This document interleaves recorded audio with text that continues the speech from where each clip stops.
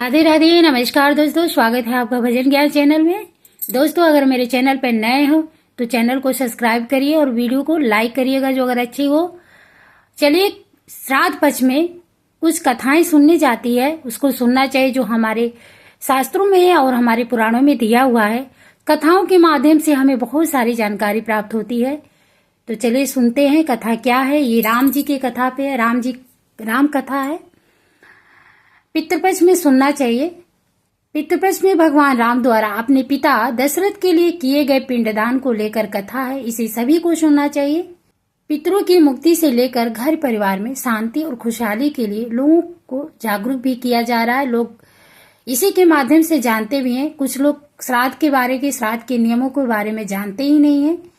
तो हम कथा सुनेंगे, दूसरों को भी शेयर करेंगे तो उन्हें भी पता चलेगा। कथा के अनुसार पितृतीर्थ पुष्कर में भगवान श्री राम द्वारा श्राद्ध में ब्राह्मणों को भोजन कराने का उल्लेख है। पद्म पुराण में आया है कि प्राचीन काल में भगवान श्री राम जब भगवती सीता तथा लक्ष्मण के साथ चित्रकूट से चलकर महर्षि अत्रि के आश्रम पर पहुंचे, तब उन्होंने मुनि श्रेष्ठ अत्रि से पूछा, महामुने, इस पृथ्वी पर कौन कौन से पुण्यमय तीर्थ है जहां जाकर मनुष्य को अपने बंधुओं के वियोग का दुख नहीं उठाना पड़ता। श्राद्धादि कर्म पितरों की सदगति में हेतु बनता है। भगवान, यदि कोई ऐसा स्थान हो तो कृपा करके बताइए। मुनिवर अत्रि बोले, वत्स, राम अपने बड़ा उत्तम प्रश्न किया। पिता ब्रह्मा जी द्वारा निर्मित एक उत्तम तीर्थ है जो पुष्कर के नाम से विख्यात है। वहां जाकर आप अपने पितरों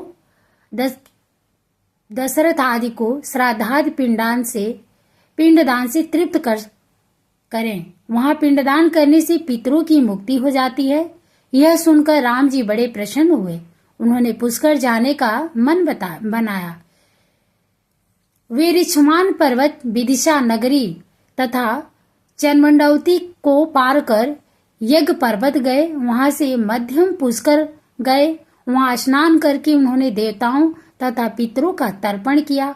उसी समय मुनि श्रेष्ठ मार्कंडेय ने अपने शिष्यों के साथ वहां आए। मुनि को प्रणाम किया और कहा, मुने, मैं महर्षि अत्रि की आज्ञा से यहाँ अभियोगा तीर्थ में पितरों का श्राद्ध करने उपस्थित हुआ हूँ।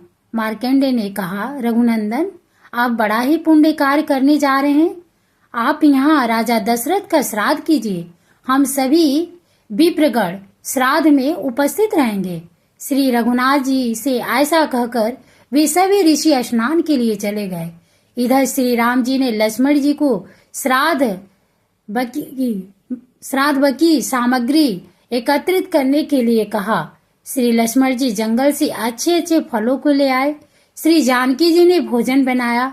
श्री राम जी अभियोगा नाम की बावली में स्नान कर मुनियों के आने की प्रतीक्षा करने लगे।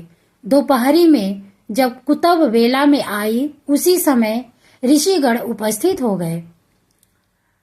मुनियों के आया देख सीता माता वहां से हट गई और झाड़ियों के पीछे छिप गई।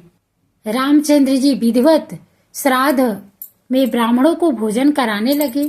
श्राद्ध की प्रक्रिया पूर्ण करके ब्राह्मणों के विसर्जन के अनंतर श्री राम जी ने देवी सीता से कहा, प्रिय, यहाँ आए मुनियों को देखकर तुम छिप क्यों गई? सीता जी बोली, नाथ, मैंने जो आश्चर्य देखा उसे बताती हूँ, सुनिए।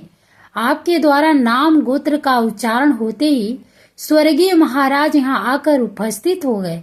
उनके साथ उन्हीं के समान रूप देखे रेखा वाले दो पुरुष और आए थे जो सब प्रकार के आभूषण धारण किए हुए थे। वे तीनों ही ब्राह्मणों के शरीर से सटे हुए थे। प्रभु, ब्राह्मणों के अंगों में मुझे पितरों के दर्शन हुए। उन्हें देखकर मैं लज्जा के मारे आपके पास से हट गई। इसलिए आपने अकेले ही ब्राह्मणों को भोजन कराया और विधि पूर्वक श्राद्ध की क्रिया भी संपन्न की। भला मैं स्वर्गीय महाराज के सामने कैसे खड़ी होती? यह मैंने आपसे सच्ची बात बताई है। यह सुनकर श्री राम जी तथा लक्ष्मण जी को बड़ी प्रसन्नता हुई।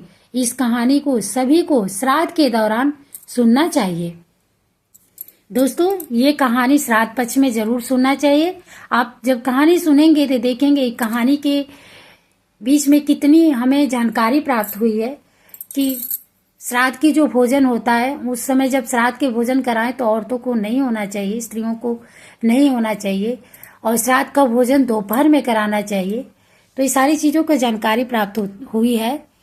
अगर वीडियो आपको थोड़ी सी भी यूजफुल लग रही है, अच्छी है, तो लाइक करें और दूसरों को भी शेयर करें ताकि उन्हें भी जानकारी प्राप्त हो। राधे राधे, धन्यवाद।